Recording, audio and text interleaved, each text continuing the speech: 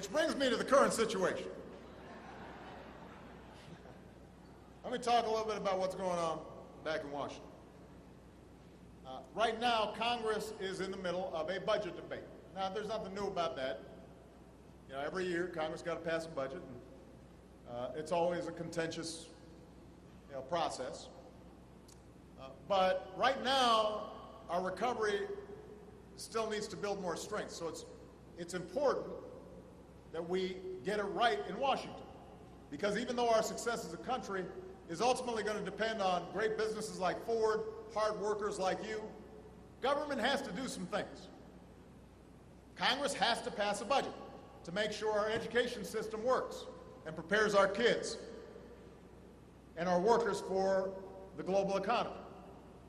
If we're going to rebuild our roads, our bridges, our airports, our ports, government's got to be involved in that. If we're going to have scientific research and development, I was looking at all these newfangled pieces of equipment here. Some of the things that allowed the efficiencies of this plant originated in laboratories and scientists doing work on the government's dime. That's how we always maintain our cutting edge. These are things that help us grow. These are things that help the private sector succeed. So when people tell you somehow government is irrelevant, no, everything we do has some connection to making sure that we collectively, as a democracy, are making some smart investments in the future. That's how it's always been. So, what Congress is doing right now is important. Unfortunately, right now the debate that's going on in Congress is not meeting the test of helping middle-class families.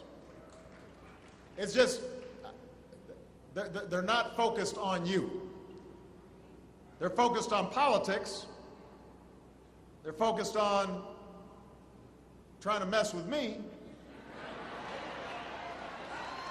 They're not focused on you. They're not focused on you.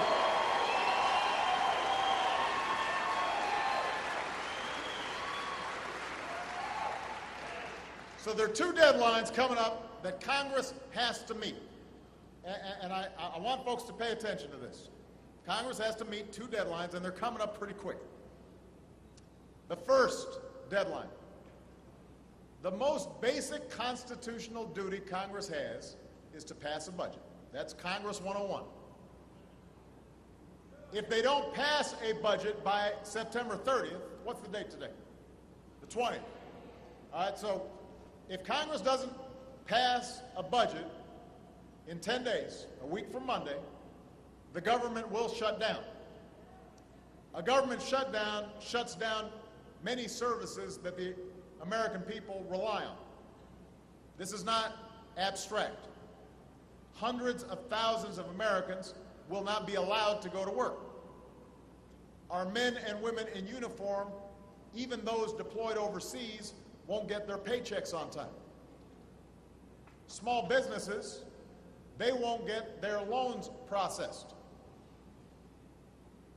Now, none of that has to happen as long as Congress passes a budget. Number one, passing a budget. Number two, in the next few weeks, Congress must vote to allow the Department of the Treasury to pay America's bills. All right? Our Treasury Department, that's where we take in money and we pay it, right? Real simple. This is usually done with a simple, routine vote to raise what's called the debt ceiling.